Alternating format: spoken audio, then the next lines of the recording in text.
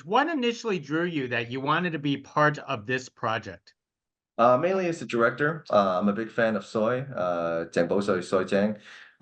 So when his people contacted me, I didn't know what project it was. I was just excited that he wanted to meet with me, and I love the way that he handles his characters, the way he tells his stories, and how brutal he is in his storytelling. Always wanted to work with him. I never had the chance to. So when I got the phone call, I went up, and for the first two meetings, really didn't. He didn't really offer me the role yet. I think he was just trying to get to know me. He wanted to know my thoughts on martial arts choreography, and also as an actor, what my thoughts were performing martial arts, and just having conversation. And then by the third meeting, he offered me the role of King, and he told me as an antagonist in the movie. And a very memorable thing that he said was he said like, well, you've been making movies in Hong Kong for almost 20 years. Everyone knows who Philip is, but for this movie, after the costuming, I suspect people will not recognize you. And I said, oh. Because I'm such a big fan, and I wanted to see his approach. So I was like, okay, I'm game. Let's see how you're gonna do this. So and then we worked together to develop the character, and then eventually, you got what you got to see on screen. So how did you want to approach King in this project? I think the director gave every character, every actor a very specific direction. Just one thing for you to expand upon. For 12th Master, he asked Tong, the actor, to maybe play with his hair, be very always want to be very well groomed, to see that kind of. And so he expanded on that, and that informs you on how the character and the other characteristics might be. He all told me to laugh. And at first I didn't really understood what he wanted, and I was just laughing. But then eventually, okay, give me more laugh, bigger, bigger, bigger.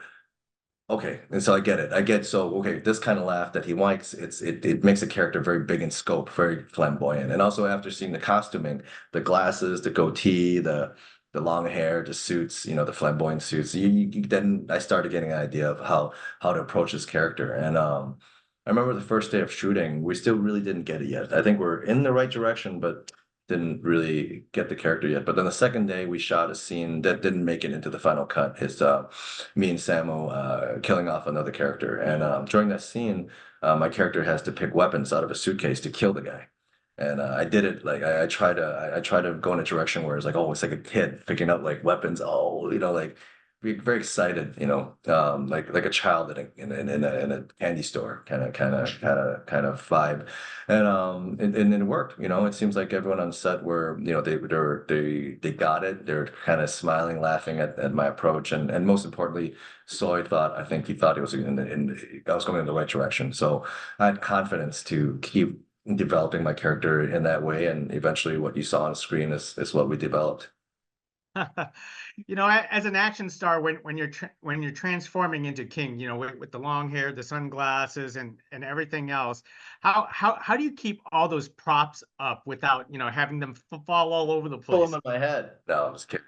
Well, for the glasses, I did ask him. I'm like, well, I do a lot, a lot of fight scenes in this movie, sir. I mean, do I keep them on? He's like, yes. And there's a reason for him to have all this stuff on my face. It's like he wanted to create an image. It's like when you're drawing comic books, the characters have very distinctive image, costume. Like Batman has his cowl, right? So King has his sunglasses and his whole makeup, his whole goatee and his whole get up. And when you see that, it's very distinctively him. It's like a very distinct character. And they found many ways to keep everything on my face, like in my glasses, they have this tied to the back. It doesn't come off. My wig, the front of my hair is my hair. The back is a wig. And during the fight scenes, heavy fight scenes, they would take a needle and thread, and they sewed the wig to the back of my suit, so I couldn't take off my suit. Just finding many, many ways to keep everything on my face while I'm doing all those stunts. It is so amazing, especially because of the fact that this is a Hong Kong action movie, and you mentioned I feel like King is almost a comic book character himself with his own superpowers and uber strength. IP originally was a novel, then it became a popular Hong Kong comic book, and then it transitioned into this movie. Though the story is based more on the novel version of the story rather than the comic book, but people know about the comic because it's pretty popular in Hong Kong. So when Soy was making this movie, he made the conscious decision to make the action and make the tone of this movie slightly like anime or slightly like a comic book or manga. One of the very early decisions that he made to kind of set the tone for this movie was in the scene where Cyclone punches Chan Lok into a windowsill and he does a spin, you know. And when they first shot it, there was no spin. He just flew straight into the windowsill. Then maybe not yet. We're not reaching that tone yet. So then he had Kenji set up the shot where he spins twice. And that's a bit too much. A little bit too much. So they made him spin a little bit more than halfway. Then okay, that's good. So they wanted to get to a point where there is kind of like a comic book feeling, but still grounded and the action's solid. So I think they definitely got the result they wanted with the final product. It is a whole lot of fun. Now, we also know that you have been an action director in few projects before. Is it a relief not to be an action director and just basically get direction for the choreography for a project like this? For me, it's half and half. Like uh, you're relieved when the action director is someone of good repute and a good friend of yours and someone you trust a lot. I mean, and then Kenji is that person. Is someone that I've known for 20 years. I love him like a brother, and he's very good at what he does, and I trust him 100%. So yeah, it definitely takes it's almost a relief in a way, and especially since someone I trust so much. But there is discussions because I do have a skill set and I do have understanding of action choreography and direction. So there were conversations that I had with Kenji to kind of make sure I was able to perform well. Because I mean, when you design the action, it has to work for the character as well as the actor. And then for me, I prefer more grounded, kind of solid fighting, like what he choreographed for Sammo Hung and Louis Koo.